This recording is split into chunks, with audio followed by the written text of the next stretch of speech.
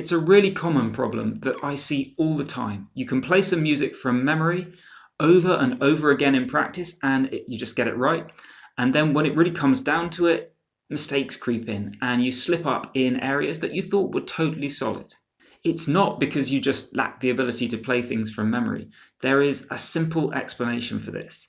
In this video, I'm going to explain why it happens and how you can fix it. And you'll learn the steps that you need to take in order to get things really solid in your memory. Hi friends, Mark Morley-Fletcher here and welcome back to the channel. So what's going on with these memory slips is that there are actually three different ways to memorize something, three different pillars that your memory rests on. And the problem is that most musicians just very naturally, this is how we're built as humans, have a preference for one of them and don't really develop the others. So what's the problem with relying on just one aspect of memorization? Because it does the job, you've memorized something. Well, the thing is that it doesn't leave you anywhere to go if things break down. And when you get in a performance situation, when the pressure is highest, that's when you're likely to slip. Things that are fine in practice are likely to be not as solid. But if you've got three different strands that you're relying on, three different hooks that give you your memory of the piece, then if there's a glitch in one, then you've still got two left.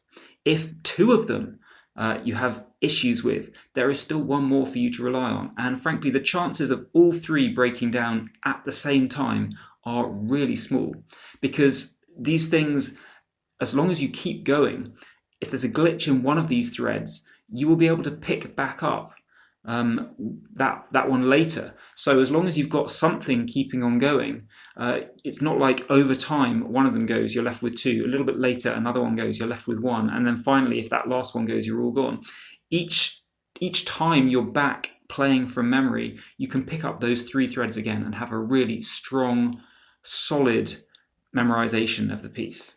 So let me quickly tell you what the three different aspects of memory are, and then I'll show you some simple exercises that you can use to work on each one individually. And the first aspect of memory is physical memory, sometimes referred to as muscle memory, although it is actually controlled in the brain. And this is simply remembering the physical movements that you need to make in order to produce the notes you're playing. So depending on your instrument, it might be finger movements or whatever that is.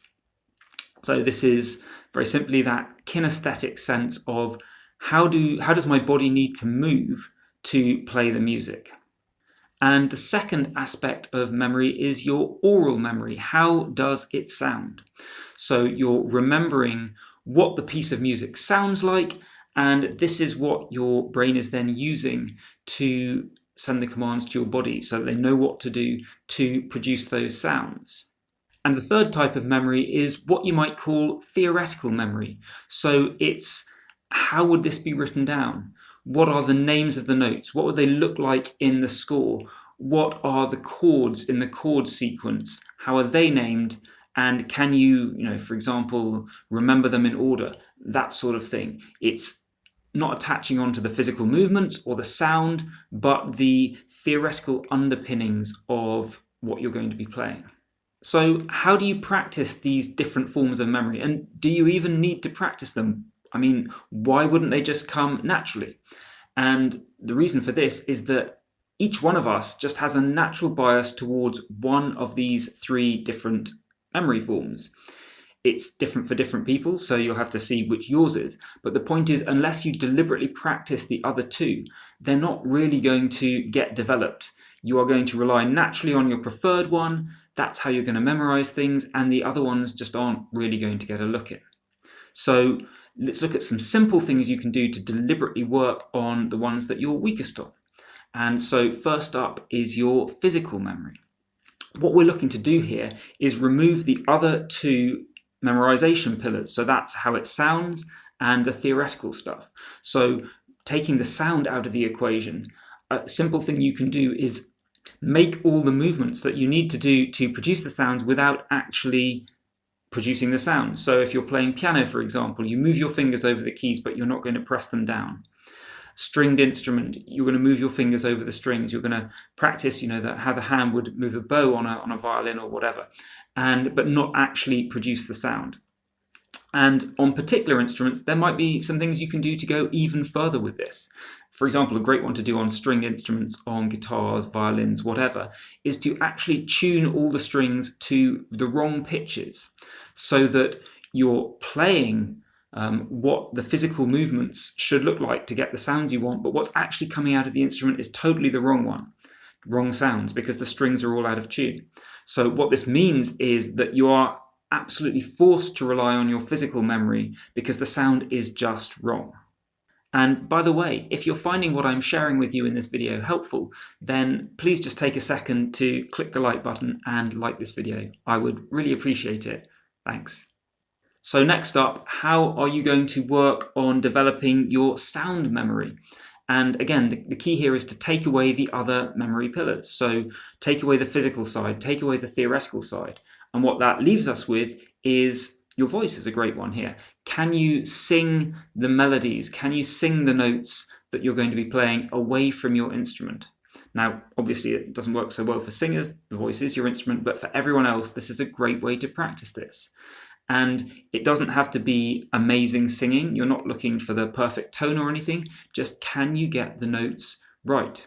And it will often be a really, really interesting lesson in, do you really know it? Or is what you're singing some vague approximation to what you're meant to be playing? Because what you need to be able to do is, and recording yourself is a great thing here, is to sing it, and then if you listen back and say, actually, yeah, that's exactly what I meant to do. So if you're not used to doing this, it's tough, but again, a really great way to work on a different aspect of memorizing something. And the final one we've got to work on is the theoretical side. And so again, take away the instrument, take away the sound. Can you just name the notes you need to play? Can you name the chords? And even better, if this is the way you work, can you actually get out a piece of paper and try writing out the score, how it looks on the score, or however else you note these things down, and check back. Am I literally able to reproduce the score, reproduce the chord progression, whatever it is, away from the instrument to remind me, away from singing, the sound, or listening to remind me? And again, it's a great way of just removing the other things and leaving you with nowhere to hide. Either you know the theoretical side or you don't. So developing those 3 different strands of memorization is really important if you want to have a really solid memory when you're playing music from memory. But the other thing that's really important is just how you go about actually the task of memorizing itself. So if you're interested in that, I would definitely check out my video on how to memorize music next. And if you'd like the special practice and performance tips that I only share with subscribers, then head on over to playinthezone.com and sign up for the emails. They're free. I've been Morley-Fletcher. Thanks so much for watching. Take care, and I'll see you in the next video.